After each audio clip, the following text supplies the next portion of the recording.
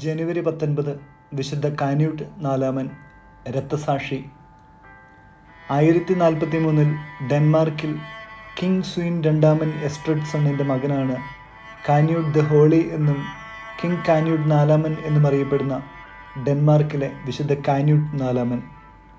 അമ്മ അജ്ഞാത വെപ്പാട്ടിയായിരുന്നു. ജൂലൈ 10, 1086 ഡെൻമാർക്കിലെ ഓഡൻസ് എന്ന സ്ഥലത്ത് വെച്ച് രക്തസാക്ഷിയായി. കാന്യൂട്ട് നാലാമൻ തൻ്റെ പിതാവിനെ പോലെ ഒരു യോദ്ധാവായിരുന്നു. 1069 1075 ഇംഗ്ലണ്ടിനെതിരായ റെയ്ഡുകൾ നയിക്കുവാൻ സഹായിച്ചു. 1080 ഡെൻമാർക്കിലെ രാജാവാകുകയും ഫ്ലാൻഡേഴ്സിലെ അഡേലയെ വിവാഹം കഴിക്കുകയും ചെയ്തു. ഡെൻമാർക്കിലുടനീളമുള്ള പള്ളികൾക്ക്, പ്രത്യേകിച്ച് ലണ്ട് കത്തീഡ്രലിന് അദ്ദേഹം ഭൂമിയും സമ്പത്തും ദാനം ചെയ്തു. സ്കാൻഡിനേവിയയിലെ ഏറ്റവും പഴക്കമുള്ള സ്കൂളായ ലണ്ട് കത്തീഡ്രൽ സ്കൂൾ 1085 കാന്യൂട്ട് നാലാമൻ രാജാവ് സ്ഥാപിച്ചതാണ്. ഭൂമിയുടെയും തകർന്ന കപ്പൽ സാധനങ്ങളുടെയും ഉൾപ്പെടെയുള്ള അവകാശം ഏറ്റെടുത്ത് തൻ്റെ രാജകീയ അധികാരം വർദ്ധിപ്പിച്ചപ്പോൾ പ്രഭുക്കന്മാരെയും കർഷകരെയും ഒരുപോലെ അദ്ദേഹത്തിൽ നിന്നും അകറ്റി നിർത്തുവാനിടയായി.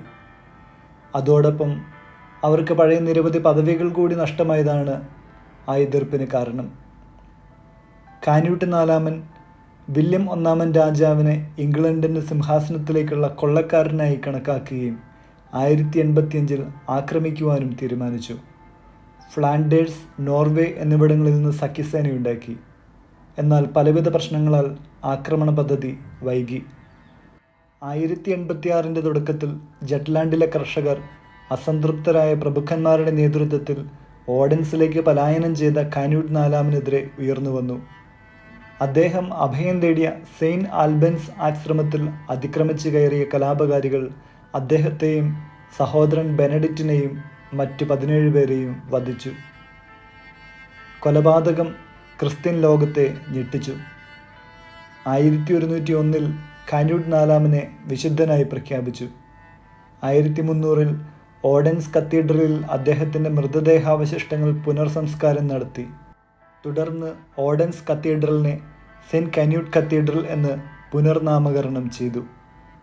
അദ്ദേഹത്തിൻ്റെ സഹോദരൻ ഒലാഫ് ഒന്നാമൻ ഹങ്കർ ഡെൻമാർക്കിലെ രാജാവായിട്ട് ഭരണം പിന്തുടർന്നെങ്കിലും നിരവധി വർഷത്തെ വിളനാശവും ക്ഷാമവും കാരണം നിർഭാഗ്യവാനായ രാജാവെന്ന് ജനങ്ങൾ വിളിച്ചു.